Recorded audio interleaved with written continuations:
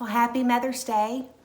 I just wanted to wish you all a happy Mother's Day and tell you how much we've been in prayer for you guys over this season. And I'm just thrilled that you've invited me into your home, that we can kind of share hopefully a note of encouragement for you today and lift your spirits as you go through this day. I do want to recognize, I know that Mother's Day sometimes is not a very happy day for some of you. Your life circumstances or your relationship with your mother or daughter or child may not be as wonderful as you had hoped. And so I do want to acknowledge that there are feelings about that. My hope in this message is to give you some encouragement as a woman, but also if there are men who are listening as well, that they could maybe gain some insight as to the emotional side of being a mother and to maybe understand a little bit more what we go through in our thought processes and how being a mother just absolutely changes your life. I was able to learn a lot of life lessons from my mom.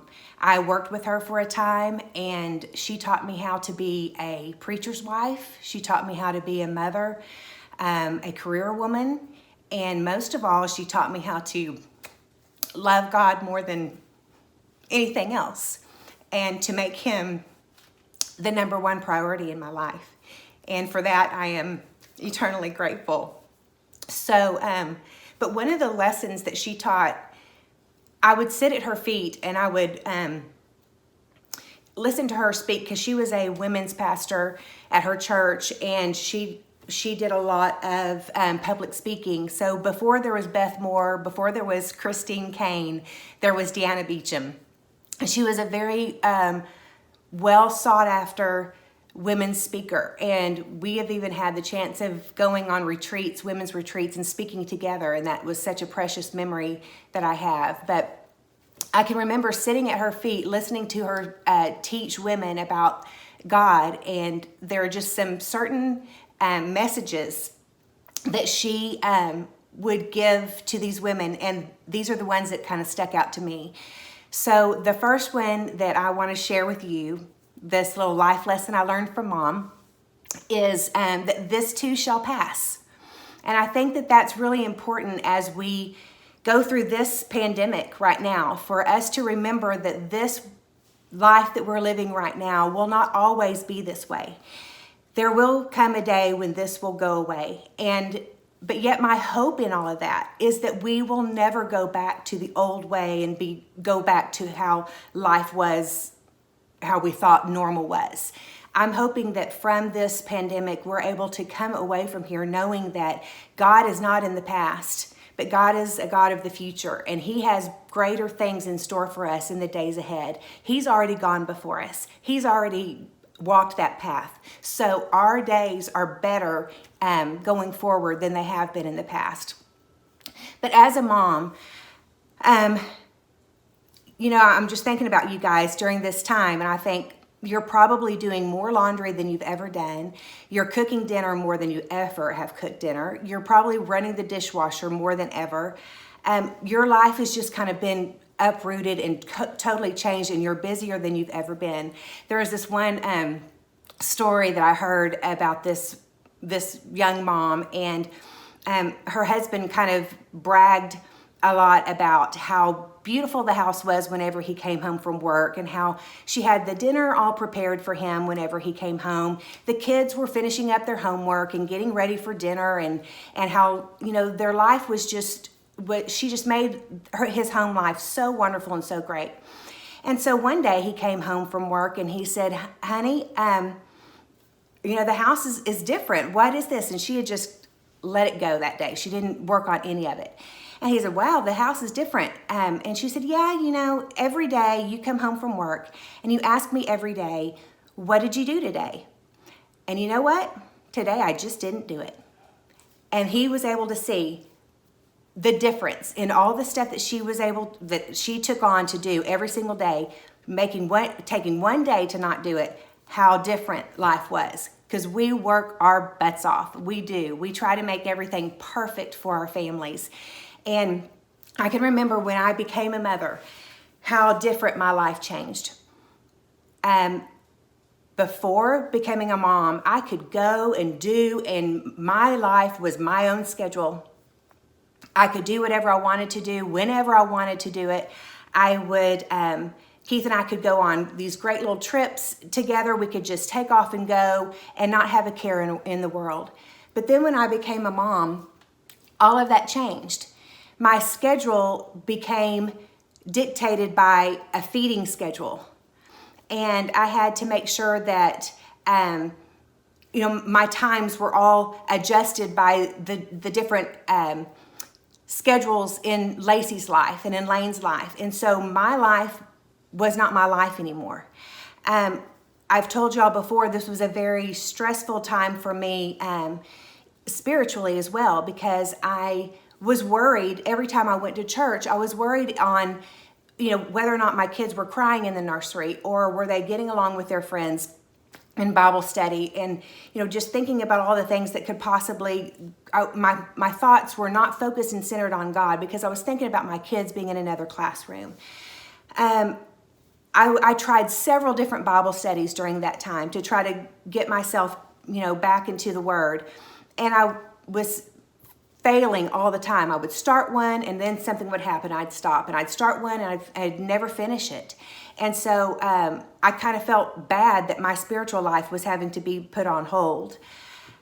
Hormonally, we change. I mean, physically, the physical changes are evident when you become a mom, but hormonally you change.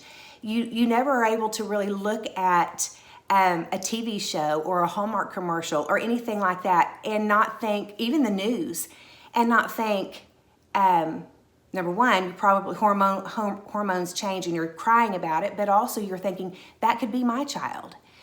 When you see things that come on the news. So you're thinking, just your thought processes, your emotions are different. And so during that season of becoming a mom, I called it the phase of where my life's not all about me anymore. You have dependents, you have children, and you are sacrificially giving up a lot of yourself in order to love and care for other people. And you really do lose yourself in that season. But it will pass. I promise you it will pass. There will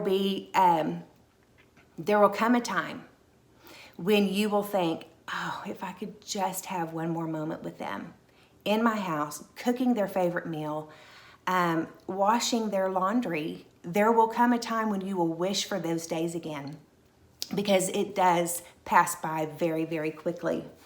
One of the things that I think about is in Isaiah chapter 66, verse 13, it says, "As a mother comforts her child, so I will comfort you."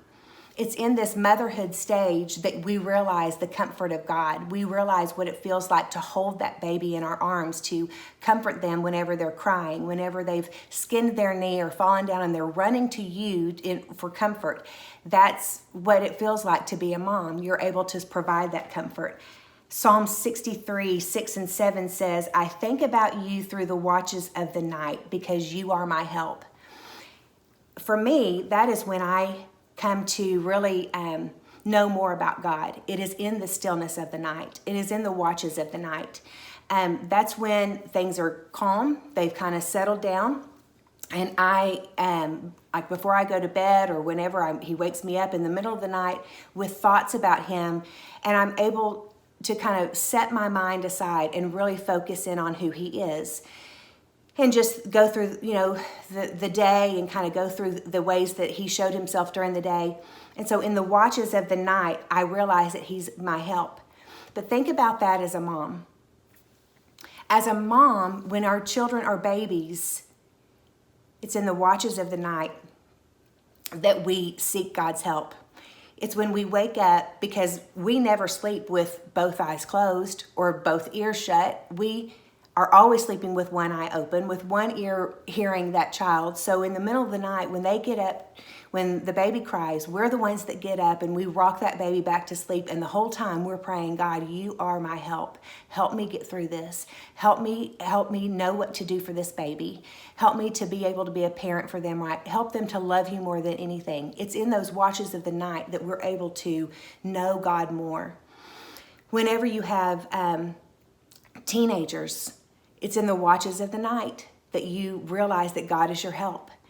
I've never prayed more for my kids probably than when they were teenagers, because you're staying up late, you're staying up till midnight. The husband's probably already gone to bed because he's not as worried as you are. And you're staying up until midnight praying, God, get my child home safe. You are my help. Help them get home safely. Help them to love you more. Help them to find you, God, in the middle of their teenage years.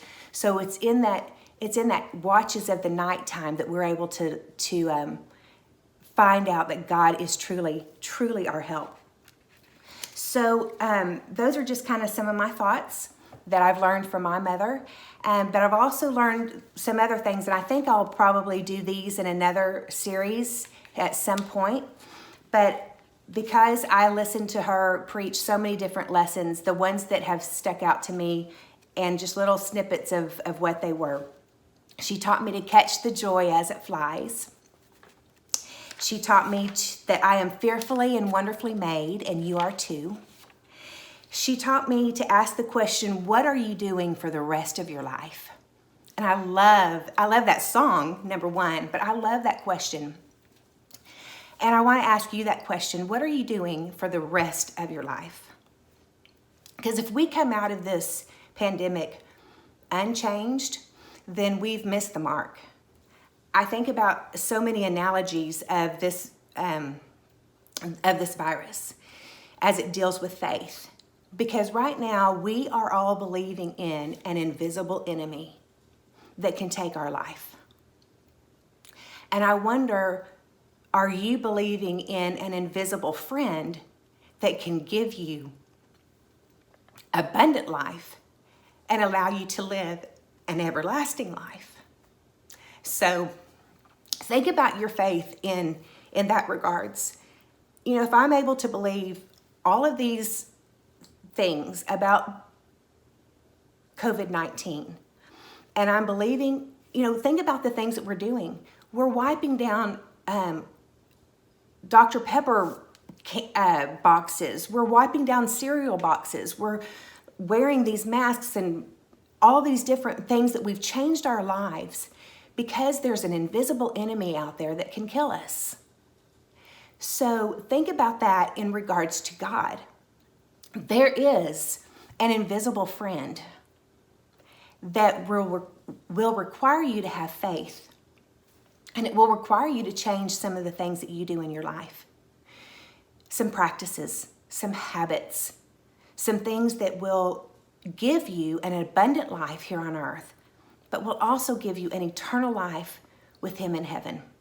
So what are you doing with the rest of your life?